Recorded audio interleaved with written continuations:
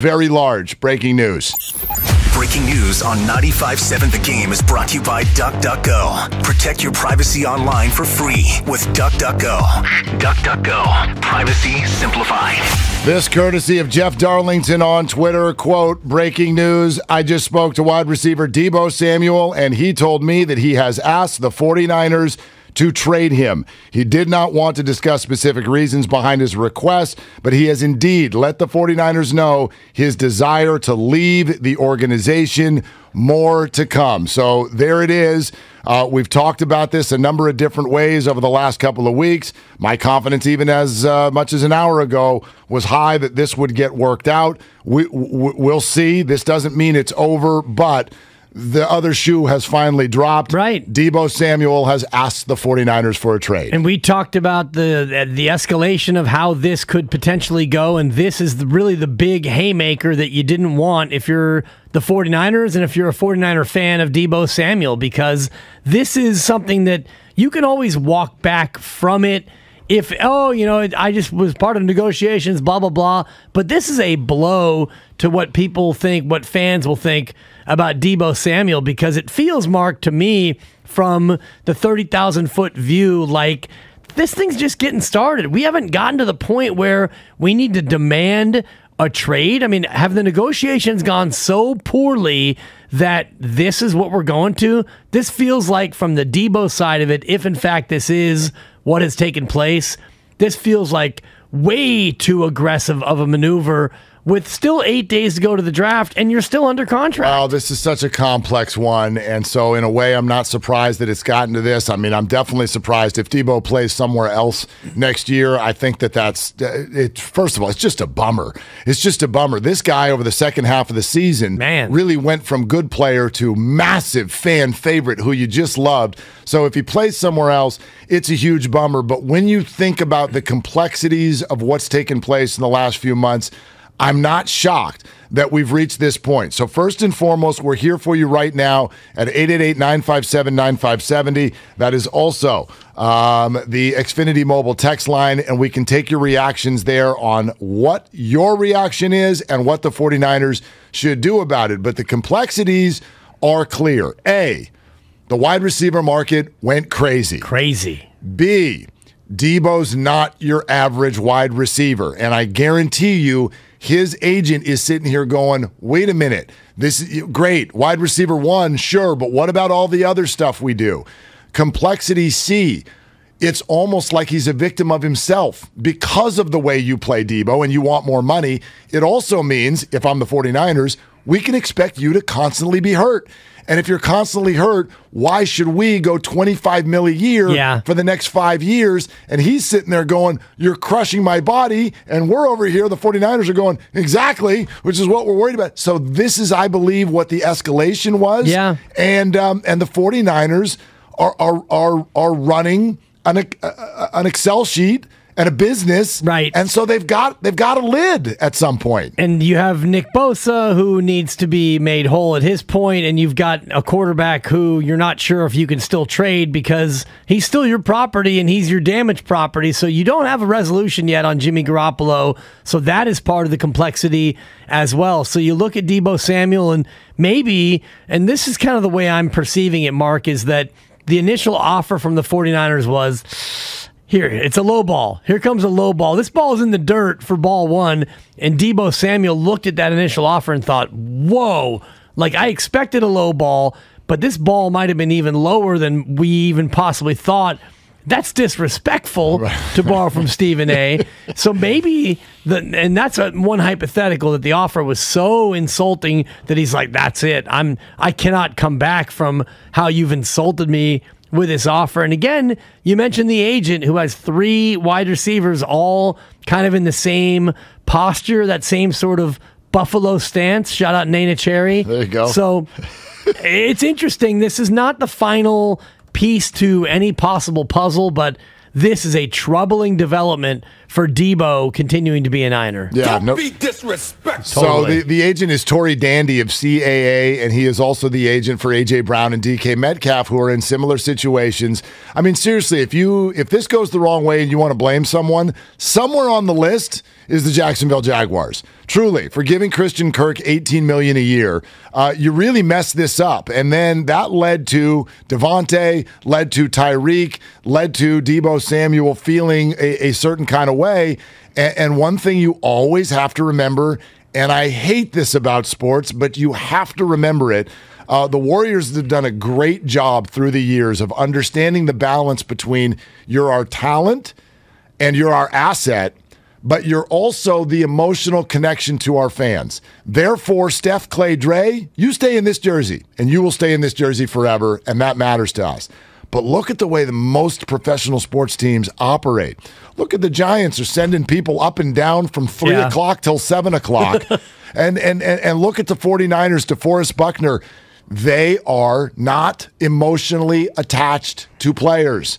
They are running a business. Yeah. And that's the hard one here, because this one, if he leaves, this is going to hurt. It really, really hurts from a fan perspective. Yes. And you can't keep them all. And, you chose Eric Armstead over DeForest Buckner, hashtag Javon Kinlaw. And, that may work out if Kinlaw ever gets healthy and he can play, but you had a choice to make there. You kept George Kittle, right? So there's another fan favorite that you decided to keep. Your running back has been a rotation of players. It's been a turnstile position. You don't have the anchor there. And the quarterback now, Trey Lance, becomes the next piece. And we talked about this in the green room. The Trey Lance decision is still the biggest of the big, but this Deebo decision, do you keep him and sign him, or do you now acquiesce to his demand and trade him? Because if you trade Deebo Samuel, maybe you can get up into can you get into the first round this year? For sure you can. I would think. And if you can't, then, then you can't make this deal. You're not making a deal for, he was a top-end second-round draft pick when he came out. Yeah. And he's obviously much more than that now. Okay, more to this. You're hearing a lot of reporters, and I agree with this. Keep this in mind. This has got to be about more than just money.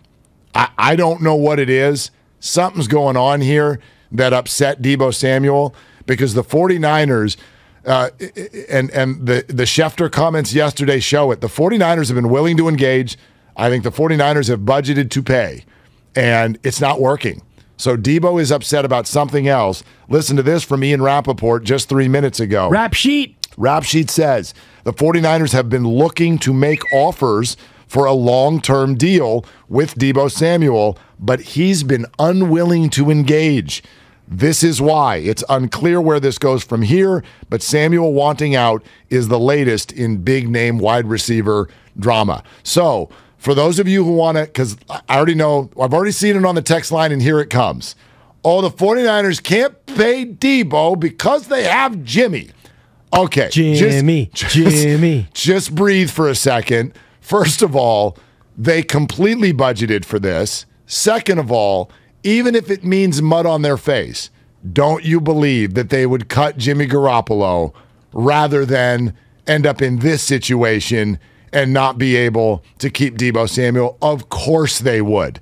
So Jimmy Garoppolo, to me, is an irrelevant point in this situation. Completely. It is totally irrelevant. And I think Nick Bosa is as well. I think what this is the 49ers wanted to sign Deebo Samuel, and their initial offer, combined with Deebo probably hearing from whoever in his camp, like, Deebo, don't let them grind you into the ground as a running back. You're an elite receiver. You need to go somewhere where you can get 150 targets a year. Blank running the football. You don't need to run the ball. You're a receiver. Look what these receivers are getting. So it's one part how you're using him, one part I need more targets, one part your offer was unsatisfactory, and then another part of, man, Mark, right now, John Henry, you must strike while the iron is hot. Look at these deals that are out there for true receivers. And I don't think, if I'm Deebo Samuel, I don't want to be put into this wide back box when it comes to my contract, because that diminishes who he is as wide receiver one. Yeah, by the way, it's like, don't tell him you're a running back. That you make less money than if you're a wide receiver. And you seem more replaceable, and it lessens the length of your career. But that's why I also understand it. It is complex. I understand it from Deebo's point because he's like, we watched it. He's like, I'm killing myself for you guys. I'm killing myself for you guys. But if we do buy what's being said, that this is about something at least more, I don't want to say it's about something other than money, but it's about something more than money.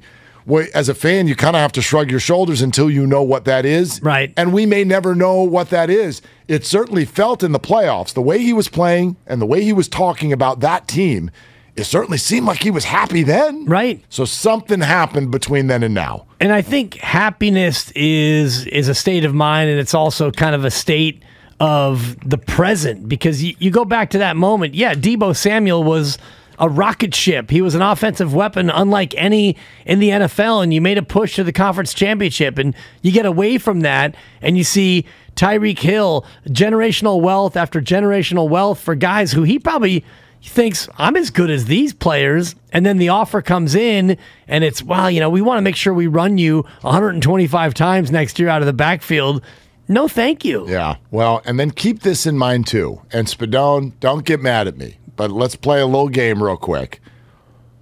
What's a better franchise, Packers or the Raiders? Right? How dare you? What's a better franchise, the Chiefs or the Dolphins?